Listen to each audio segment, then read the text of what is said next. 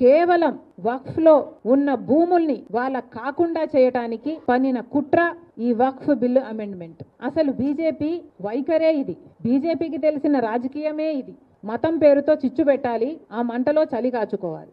మతం పేరు, కులం పేరు చెప్పి మనుషుల్లో విభజన తేవాలి. విభజన తెచ్చాక ఎవరికి వాళ్ళు ఏ కమ్యూనిటీకి ఆ కమ్యూనిటీ విడిపోతే, పోలరైజ్ అయిపోతే దాన్ని ఓటు బ్యాంక్ గా మార్చుకునే వికృత ఆలోచన బీజేపీ. మరొక్కసారి మళ్ళీ ఇదే చేసింది బీజేపీ పార్టీ. ఓట్ బ్యాంకుల్ని పోలరైజ్ చేసి లబ్ధి పొందాలి అని బీజేపీ పార్టీ కుట్ర పన్నింది. అందులో భాగమే ఈ వక్ఫ్ బిల్లు అమెండ్మెంట్. కానీ బాధాకరం ఏమిటి అంటే, ఈరోజు బీజేపీ పార్టీ అధికారంలో ఉంది అంటే దానికి కారణం చంద్రబాబు గారు ఇస్తున్న మద్దతు. చంద్రబాబు గారిని సూటిగా ప్రశ్నిస్తున్నాం. చంద్రబాబు గారు, ముస్లింలు మీకు ఓటు వేయలేదా? ప్రభుత్వం ఎలాగైనా మారాలి అన్న కసితో ప్రజలు మీకు ఓట్లేస్తే వాళ్ళల్లో ముస్లింలు లేరా? పవన్ కళ్యాణ్ గారు కూడా సమాధానం చెప్పాలి. చంద్రబాబు గారు సమాధానం చెప్పాలి. వీళ్ళందరూ ఓట్లేస్తే కదా మీకు ఇంత అధికారం వచ్చింది, మీకు ప్రజలు ఇంత బలం ఇస్తే కదా ఈ రోజు మీరు బీజేపీకి బలం ఇస్తున్నారు, కేంద్రంలో సర్కారు నిలబెట్టగలిగారు. మరి అలాంటప్పుడు మీ రాష్ట్రంలో ఉన్న ముస్లింలకైనా మీరు ఏం సమాధానం చెప్పుకుంటారు? ఎలా ముఖం చూపించుకుంటారో చంద్రబాబు గారు సమాధానం చెప్పాలి. ఇఫ్తార్ విందులు ఇస్తే సరిపోతుందా? ముస్లింల మీద నిజంగానే ప్రేమ ఉండాల్సిన అవసరం లేదా మీకు? వాళ్ళ ఓట్లు వేయించుకున్నారు. ఒక పక్కేమో ముస్లింలకు అన్యాయం జరగకుండా చూస్తామని చెప్తున్నారు, కానీ మీ ఊసరవెల్లి రాజకీయాలు ఇంకో పక్కేమో విప్పు జారీ చేసి మరి వక్ఫ్ బిల్లు అమెండ్మెంట్ కి మద్దతు ఇమ్మని చెప్పారు. ఇది ఎలా సాధ్యం?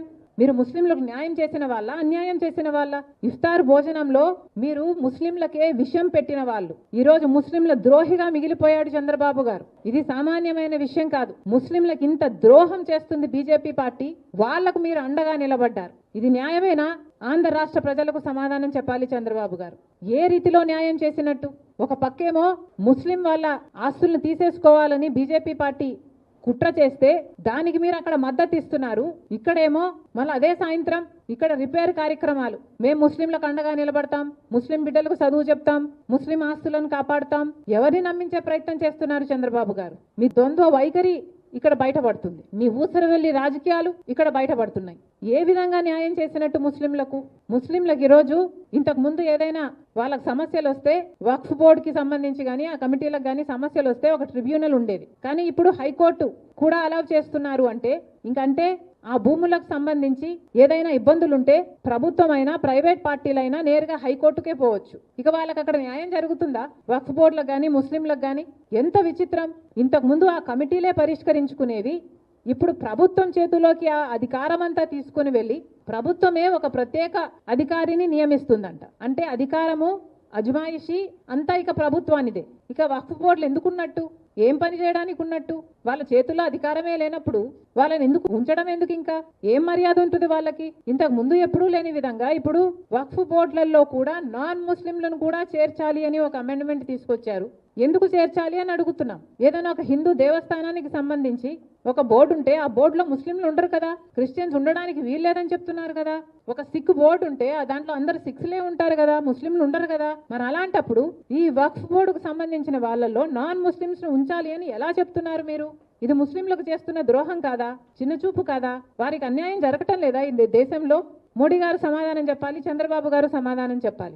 ఒకటి కాదు, రెండు కాదు, ఒక్కటి కూడా ఒక్క క్లాసులో కూడా ముస్లింలకు న్యాయం జరిగే క్లాసు లేదు. కొన్ని వందల సంవత్సరాలుగా వక్ఫ్ బోర్డుకు సంబంధించిన ముస్లిం ఆస్తులు ఆ బోర్డులలో ఉన్నాయి.